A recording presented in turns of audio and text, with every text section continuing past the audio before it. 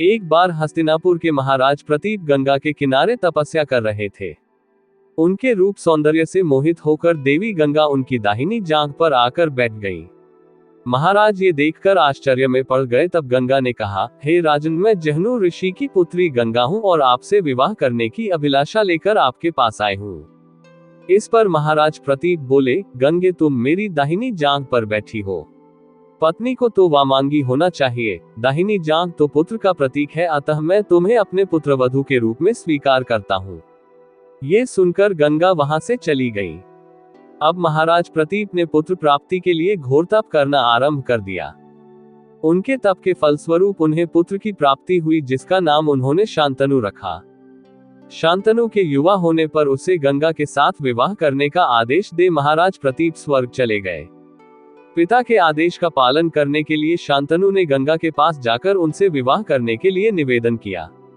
गंगा बोली, राजन, मैं आपके साथ विवाह तो कर सकती हूँ, किंतु आपको वचन देना होगा कि आप मेरे किसी भी कार्य में हस्तक्षेप नहीं करेंगे। शांतनु ने गंगा के कहे अनुसार वचन देकर उनसे विवाह कर लिया।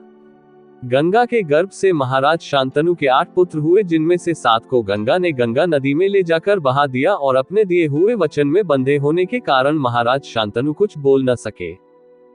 जब गंगा का 8वां पुत्र हुआ और वह उसे भी नदी में बहाने के लिए ले जाने लगी तो राजा शांतनु से रहा न गया और वे बोले, गंगे, तुमने मेरे 7 पुत्रों को नदी में बहा दिया, किंतु अपनी प्रतिज्ञा के अनुसार मैंने कुछ न कहा। अब तुम मेरे इस 8वें पुत्र को भी बहाने जा रही हो। मैं तुमसे प्रार्थना करता हूँ कि कृपा करके इसे नदी में मत बहाओ। ये सुनकर गंगा ने कहा, राजन, आपने अपनी प्रतिज्ञा भंग कर दी है, इसलिए अब मैं आपके पास नहीं रह सकती। इतना कहकर गंगा अपने पुत्र के साथ अंतर्ध्यान हो गई। तत्पश्चात महाराज शांतनु ने 36 वर्ष ब्रह्मचर्य व्रत धारण करके व्यतीत कर दिए। फिर एक दिन उन्होंने गंगा के किनारे जाकर गंगा से कहा, गंगे, आज मेरी इच्छा उस बालक को देखने की हो रही है जिसे तुम अपने साथ ले गई थी।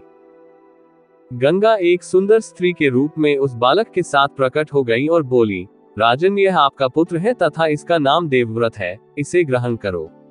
ये पराक्रमी होने के साथ विद्वान भी होगा। अस्त्र विद्या में ये परशुराम के समान होगा।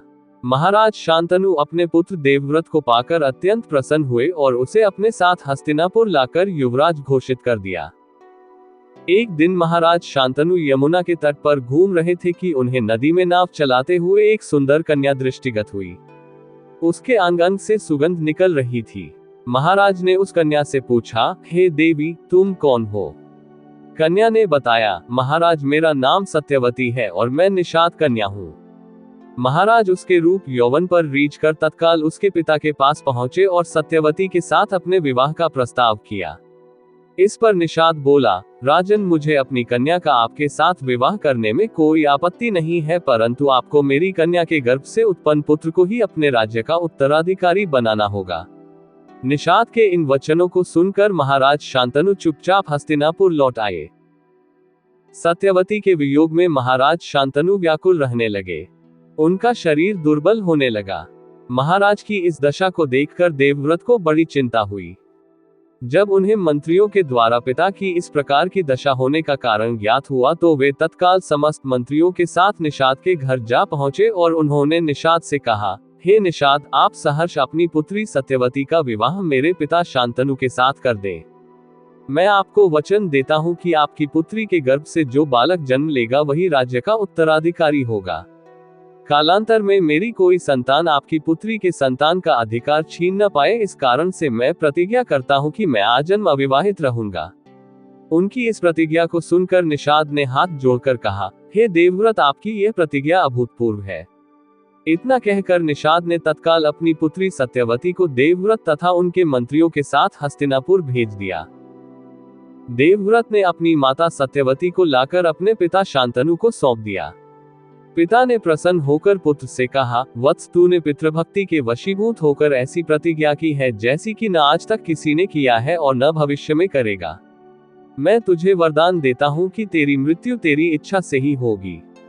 तेरी इस प्रकार की प्रतिज्ञा करने के कारण तू भीष्म कहलाएगा और तेरी प्रतिज्ञा भीष्म प्रतिज्ञा के नाम से सदैव प्रख्यात रहेगी। तो दोस्तों, मैं उम्मीद करता हूँ आपको ये जानकारी पसंद आई होगी। अगर आपको कहानी पसंद आई तो मेरे चैनल को लाइक एंड सब्सक्राइब करें और अपना सपोर्ट दें।